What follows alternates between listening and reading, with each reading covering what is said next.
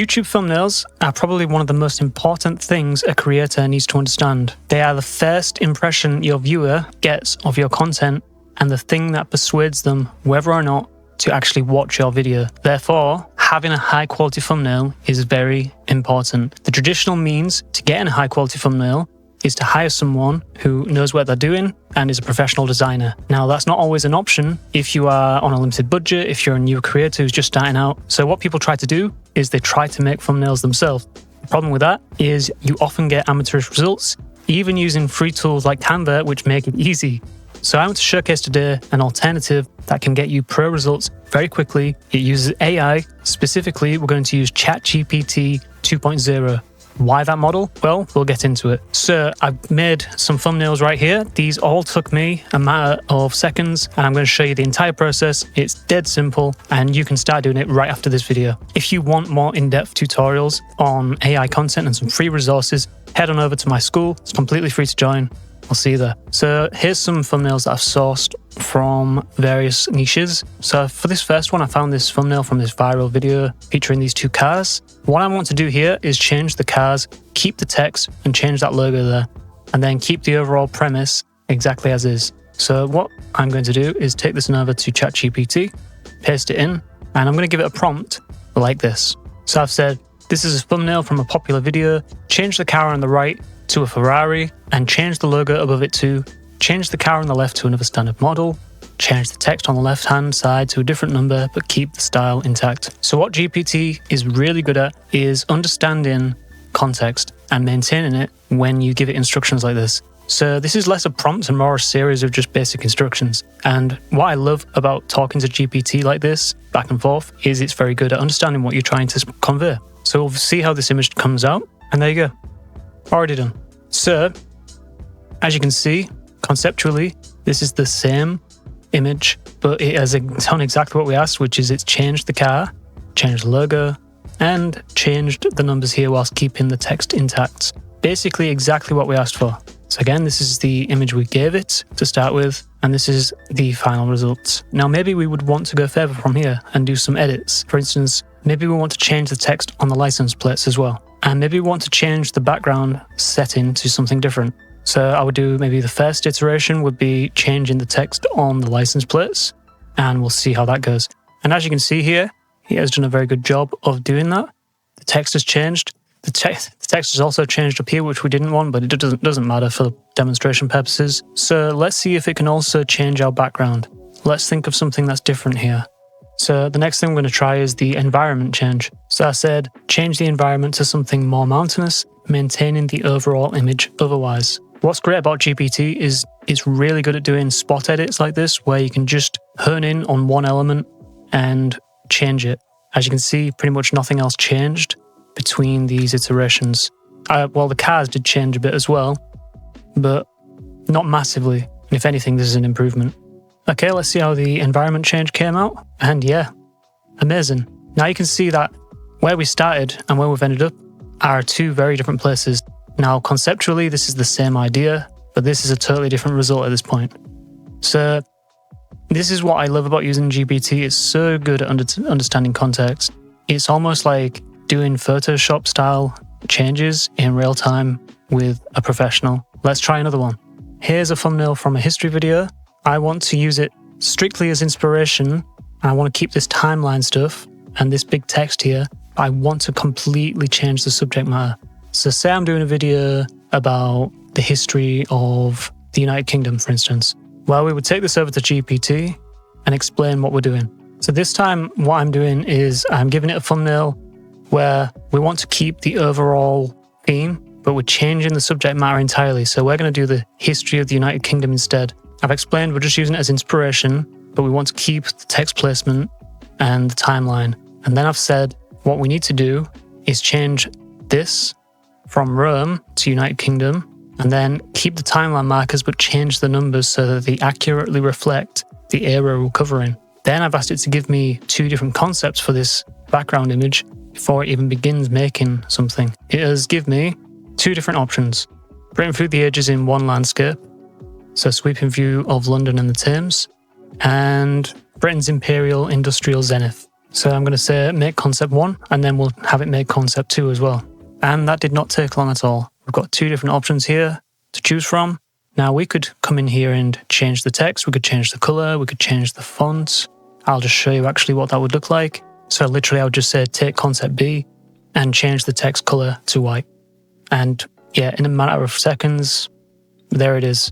You could also change the font, as I said. You can do whatever you want. Yeah, really the limit is your imagination. So I'm not going to show you too many more because, to be honest, this is a ridiculously easy process. And once you understand how to talk to ChatGPT back and forth like this, you've basically nailed 90% of this process. So I'm just going to show you 2 more examples. So let's take this one here. And what I want to do with this one is actually change the niche entirely. So this is obviously a history thumbnail. What if we was doing a video in the space niche and we were doing a video about the history of the solar system? Well, I'm going to ask GPT to change this thumbnail's imagery appropriately whilst keeping the overall structure and theme. So I'm going to tell it the following. So I've said, okay, now I'm doing a thumbnail for a video about the history of the solar system. I love this thumbnail and want to model it, but the content, the text and imagery needs to match the theme of my video. Please make an image modeling this for mine. So I'm not even giving it very specific instructions on what I want to see. I'm just trusting that it will understand the context based on what I provided. So I'm expected to see something like a planet here, or maybe the sun, and then various images of the planets in the side here. And just as we're talking, there you go. And you can see straight away, this is how quick you can iterate. It's crazy how fast GPT 2.0 is and how good it understands context. So one more thing I want to show you is how to actually do thumbnails with you on them. Maybe you run a personal brand and you want to make thumbnails that feature you on them. Now this is a bit more tricky, but it can be done. So let me just grab some images of me to show you as an example. So you do need some pictures of yourself to actually do this. And as you can see, I've taken a bunch of cringy photos here. I've got a massive collection. So let's just take one.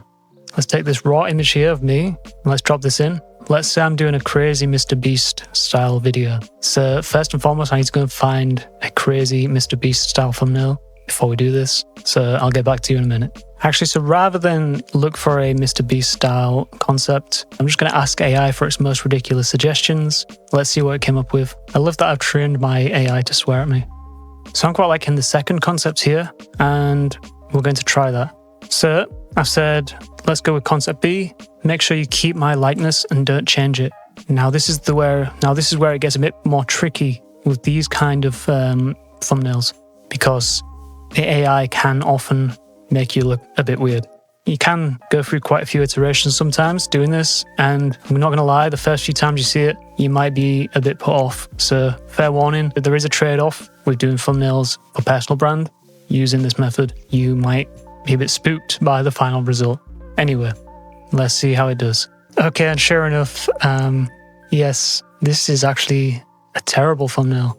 Way too busy, and yeah, that does not look like me. It kind of looks like me, but yeah, I would not use this in any capacity. So I'm just going to drop in here and change some things. Let's say the following.